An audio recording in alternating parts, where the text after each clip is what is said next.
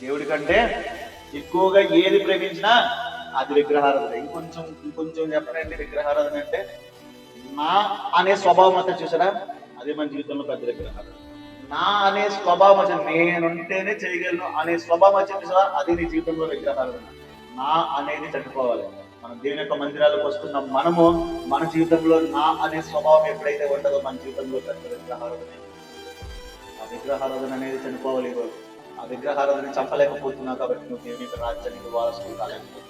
ఆ విగ్రహారాధనని చంపలేకపోతున్నావు కాబట్టి నీ జీవితంలో ఆశీర్వాదాలు చూడలేకపోతున్నావు. ఆ విగ్రహారాధనను చంపలేకపోతున్నావు కాబట్టి ప్రియ జనంగా, ప్రియ సహోదరుడు, ప్రియ సహోదరి, పైకి ఎంత రమ్యంగా కనిపించినా సరే నీ జీవితంలో భూమి నిస్సారం అయిపోతుంది.